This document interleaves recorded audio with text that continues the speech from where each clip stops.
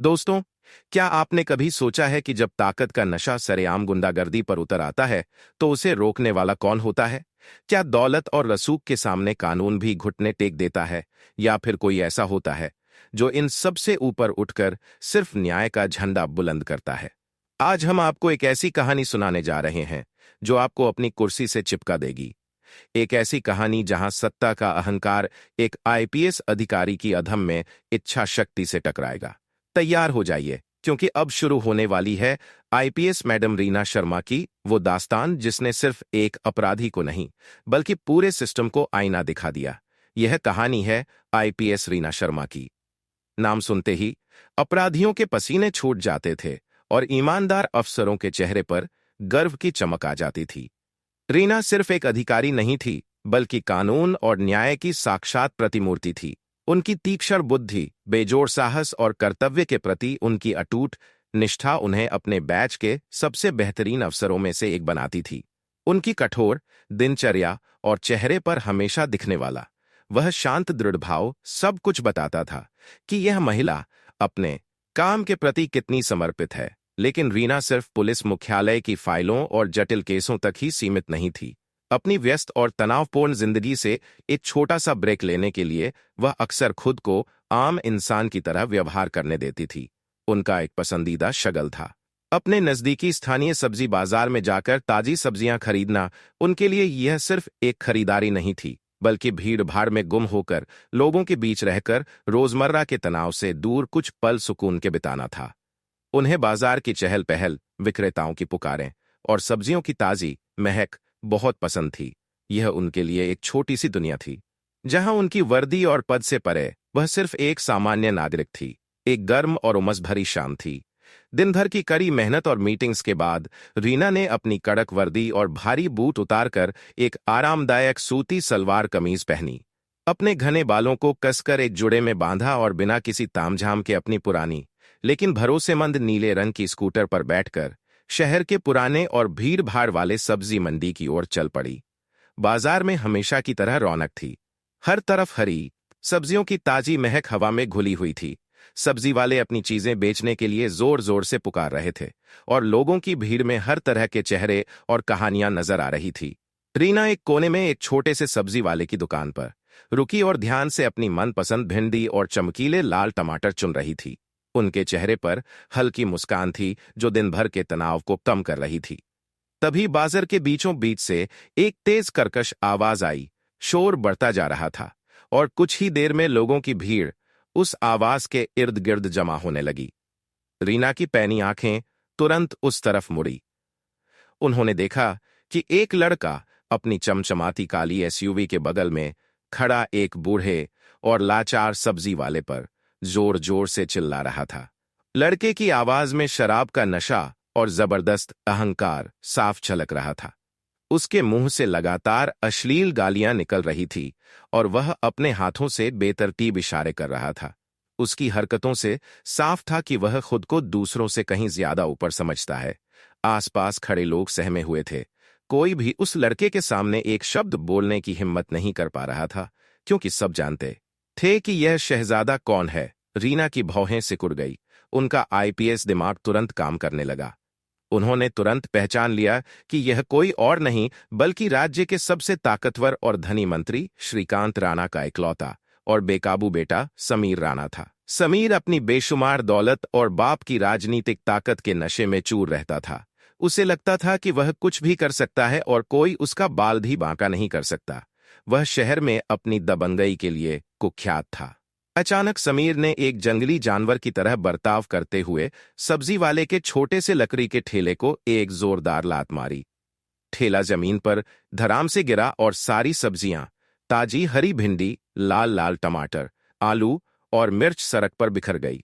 सब्जी वाला, जिसकी उम्र 60 से ऊपर होगी, जिसकी कमर झुकी हुई थी और आंखें नम थी, अपनी जिंदगी भर की मेहनत और उस दिन की कमाई को सड़क पर बर्बाद होते देख रहा था।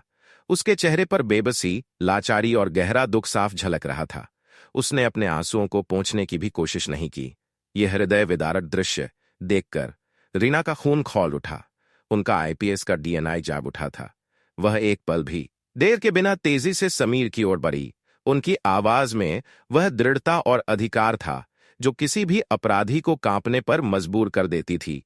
यह क्या बदतमीजी है? तुम्हें जरा भी तमीज नहीं है कि कैसे किसी गरीब की रोजी रोटी पर लात मारते हैं और सार्वजनिक स्थान पर ऐसी गुंडागर्दी करते हो। उन्होंने कड़े शब्दों में समीर को डांटा। उनकी आवाज में ना तो डर था और ना ही कोई हिचकिचाहट। समीर ने रीना को पलट कर देखा। एक साधारण सी दिखने वाली महिला को अपने सामने खड़ा देखकर उसने एक घिनौना अट्टहास किया। शराब और अहंकार की खुमारी में उसे रीना की आंखों में छिपी खतरनाक चेतावनी नजर नहीं आई। अरे ओ मैडम, तू कौन है मुझे रोकने वाली? अपनी शक्ल देखी है? जानता नहीं मैं कौन हूं? अभी मेरे बाप को एक फोन करूंगा तो तुम्हारी औकात पता चल जाएगी और तुम पुलिस में होते हुए भी मेरा कुछ नहीं बिगाड़ पाओगी, उसने अकड़ते हुए कहा। उसकी आवाज में ना तो कोई शर्मिंदगी थी और ना ही अपने किए का कोई पछतावा। वह अपनी धौंस जमाना चाहता था। रीना शांत रही, लेकिन उनकी आंखों में अब एक विद्युत जैसी चमक आ गई थी। वह समझ गई कि इस बिगड़ैल शहजादे को उसकी असली जगह दिखाना जरूरी है। उन्होंने धीरे से अपना पर्स खोला और बिना किसी हड़बड़ाहट के अपना आधिकारिक पहचान पत्र निकाला। उसे समीर की आंखों के सामने लहराते हुए रीना की आवाज अब और भी शांत लेकिन उतनी ही तीखी और निर्णायक हो चुकी थी। मैं आईपीएस रीना शर्मा हूं और इस समय तुम एक कानून तोड़ने वाले अपराधी हो। तुमने न सिर्फ सार्वजनिक स्थान पर उपद्रव किया है, बल्कि एक नागरिक की संपत्ति को भी नुकसान पहुंचाया है और अब तुम्हें इसकी कीमत चुकानी पड़ेगी। यह कानून का राज है, किसी मंत्री के बेटे का नहीं। रीना का पद सुनकर समीर के चेहरे का रंग सफेद पड़ गया। उसके नशे की खुमारी एक झटके में गायब हो गई। उसकी आंखें फैल गई और उसका मुंह खुला का खुला रह गया। उसने हकलाते हुए माफी मांगने की कोशिश की। मैडम, मुझे माफ कर दीजिए। मैं जानता नहीं था, मुझसे गलती हो गई। मेरे पिता बहुत बड़े आदमी हैं। लेकिन रीना ने उसे एक भी शब्द कहने का मौका नहीं दिया। उन्होंने तुरंत अपने मोबाइल से पुलिस कंट्रोल रूम को फोन किया। यह आईपीएस रीना शर्मा बोल रही हूं। सब्जी मंडी में तत्काल एक पीसीआर वैन भेजें। यहां एक गंभीर सार्वजनिक उपद्रव और तोड़फोड़ का मामला है। आरोपी मंत्री श्रीकांत राणा का बेटा समीर राणा है। कोई देरी नहीं चाहिए। कुछ ही मिनटों में एक पुलिस वैन हूटर बजाती हुई मौके पर पहुंच गई। पुलिसकर्मियों ने रीना को सैल्यूट किया और रीना ने बिना किसी झिझक के समीर को गिरफ्तार करने का आदेश दिया। समीर को हथकड़ी लगाकर पुलिस वैन में बैठाया गया, जबकि वह लगातार गिड़गिड़ा रहा था, माफी मांग रहा था और अपने पिता के नाम का रोना रो रहा था। बाजार में खड़े लोग रीना की इस अकल्पनीय निडरता और निर्णायक कार्यवाही को देखकर हतप्रभ थे और उनकी जय जयकार कर रहे थे। उन्होंने अपनी आंखों से देखा था कि कैसे एक आईपीएस अधिकारी ने बिना किसी डर या दबाव के एक शक्तिशाली मंत्री के बेटे को उसकी असली औकात दिखा दी थी। सब्जी वाले की आंखों में अब आंसू नहीं, बल्कि रीना के प्रति आभार और सम्मान था। अगले दिन यह खबर पूरे शहर में जंगल में आग की तरह फैल गई। सुबह की अखबारों की सुर्खियां इसी घटना से भरी थी। आईपीएस रीना शर्मा ने मंत्री के बेटे को किया गिरफ्तार। कानून के सामने सब बराबर। मंत्री का रसूख फेल। मंत्री श्रीकांत राणा अपने इकलौते बेटे की गिरफ्तारी से पूरी तरह से बौखला गए। उनके अहंकार को जबरदस्त चोट पहुंची थी और उनकी राजनीतिक सांख पर बट्टा लग रहा था। उन्होंने तुरंत अपनी सारी राजनीतिक ताकत और प्रभाव का इस्तेमाल करना शुरू कर दिया। रीना के फोन पर लगातार उच्च अधिकारियों के फोन आने लगे। मुख्यमंत्री कार्यालय से, गृह मंत्रालय से और यहां तक कि कुछ प्रभावशाली राजनीतिक हस्तियों से भी फोन आए। हर फोन पर सिर्फ एक ही संदेश था, समीर राणा को छोड़ दिया जाए और इस मामले को जितना हो सके उतनी जल्दी रफादफा कर दिया जाए। रीना को धमकी भरे संदेश भी मिले।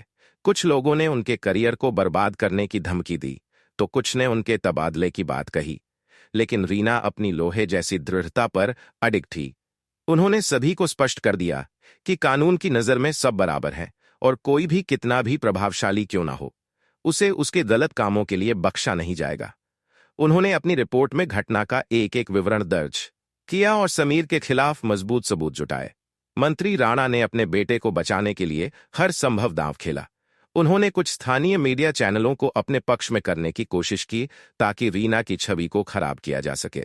उन्होंने कुछ लोगों को भी उकसाया ताकि वे रीना के खिलाफ विरोध प्रदर्शन करें। लेकिन रीना के समर्थन में जनता की भावना इतनी मजबूत थी कि यह कोशिश भी नाकाम रही। रीना ने अपने सीनियर्स को भी स्पष्ट कर दिया कि अगर उन पर दबाव डाला गया तो वह अपनी नैतिक जिम्मेदारी से पीछे नहीं हटेंगी और जरूरत पड़ने पर अपने पद से इस्तीफा देने तक को तैयार है, लेकिन न्याय से समझौता नहीं करेंगी। उनकी इस अटूट निष्ठा और ईमानदारी ने उनके कई सहयोगियों और उच्च अधिकारियों को भी प्रभावित किया। जब सभी दबाव और धमकियां काम नहीं आई, तो मंत्री राणा ने आखिरकार कानूनी रास्ता अपनाया। उन्हें लगा कि अदालत में उनके पैसे और वकीलों का रसूख काम आएगा। उन्होंने समीर के बचाव के लिए देश के सबसे महंगे और नामी वकीलों को नियुक्त किया। वकील अपनी तेज दलीलों और सबूतों को तोड़ मरोड़ कर पेश करने की क्षमता के लिए जाने जाते थे। मामला जिला अदालत में पहुंचा। अदालत कक्ष खचाखच भरा हुआ था। मीडिया के कैमरे लगातार चमक रहे थे। जनता की भीड़ लगी हुई थी और राजनेता सब इस हाई प्रोफाइल केस का परिणाम जानने के लिए बेताब थे। मंत्री के वकीलों ने रीना पर आरोप लगाया कि उन्होंने अपनी शक्ति का दुरुपयोग किया है और समीर को गलत तरीके से फंसाया गया है।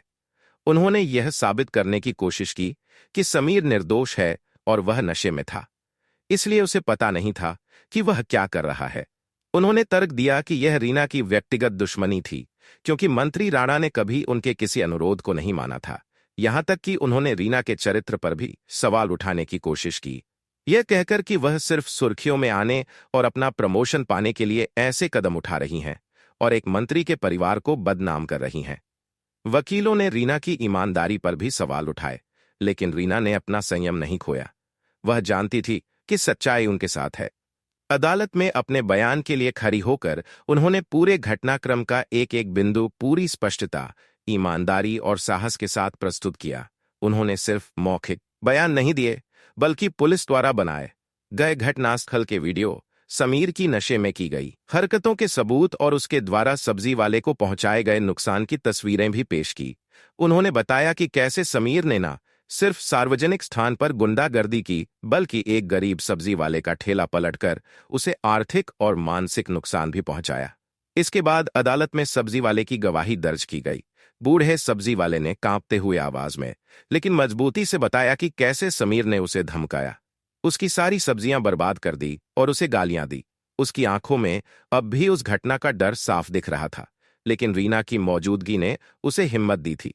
बाजार के कुछ अन्य चश्मदीद गवाहों ने भी रीना के पक्ष में गवाही दी। उन्होंने अदालत को बताया कि रीना ने कैसे बहादुरी से समीर को रोका, कैसे उन्होंने कानून को अपने हाथ में नहीं लिया, बल्कि पुलिस को बुलाकर सही प्रक्रिया का पालन किया। उनकी गवाहियों से यह साबित हुआ कि रीना ने पूरी तरह से निष्पक्ष और पेशेवर तरीके से काम किया था। मंत्री राणा को पूरा यकीन था कि उनके पैसे और वकीलों का रसूख और उनकी राजनीतिक पहुंच के आगे न्यायपालिका झुक जाएगी। उन्हें लगा था कि न्यायाधीश भी उनके प्रभाव में आकर समीर के पक्ष में फैसला सुनाएंगे। उन्हें यह भी उम्मीद थी कि सबूतों को तोड़ मरोड़ कर पेश करने से रीना के खिलाफ माहौल बन जाएगा। लेकिन उन्होंने रीना की ईमानदारी, उनकी निडरता और न्याय के प्रति उनकी अटूट निष्ठा को पूरी तरह से कम आंका था। न्यायाधीश महोदय ने सभी सबूतों, गवाहों के बयानों और प्रस्तुत तथ्यों को अत्यंत गंभीरता से सुना और उनका गहन विश्लेषण किया। उन्होंने वकीलों की दलीलें सुनी, लेकिन किसी भी प्रकार के बाहरी दबाव या राजनीतिक प्रभाव के आगे नहीं झुके। उनका फैसला पूरी तरह से कानून और सबूतों पर आधारित था। आखिरकार अदालत ने अपना ऐतिहासिक फैसला सुनाया। अदालत ने समीर राणा को सार्वजनिक उपद्रव, तोड़फोड़ और एक नागरिक को नुकसान पहुंचाने के आरोपों में दोषी पाया।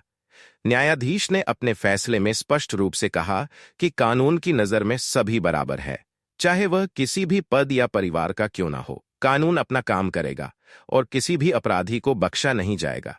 न्यायाधीश ने समीर को कड़ी सजा सुनाई, जिसमें कारावास और सब्जी वाले को मुआवजा देना शामिल था।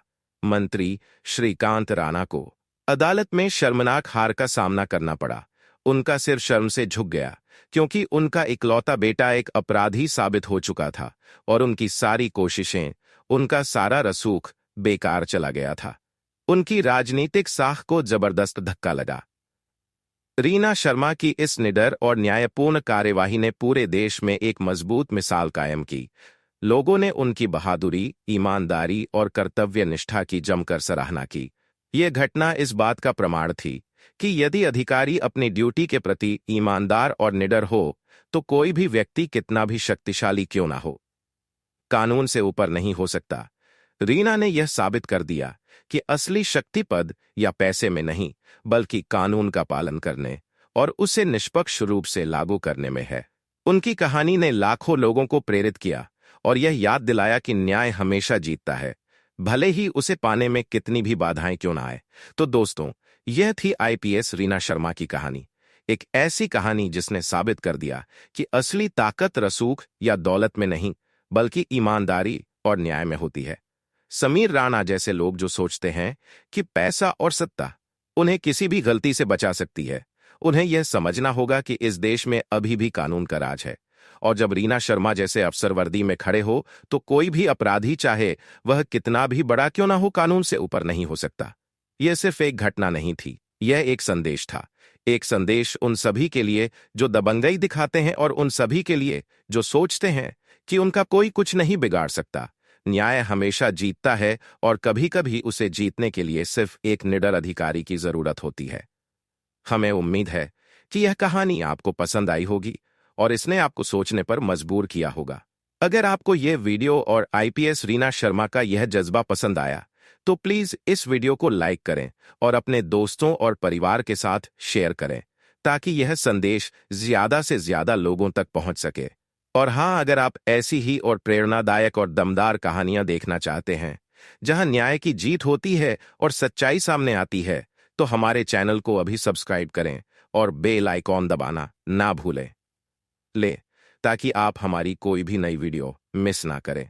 आपका एक लाइक और एक सब्सक्राइब हमें ऐसी और बेहतरीन कहानियां बनाने के लिए प्रेरित करता है। मिलते हैं अगली वीडियो में, तब तक के लिए न्याय और सच्चाई के साथ खड़े रहें। धन्यवाद।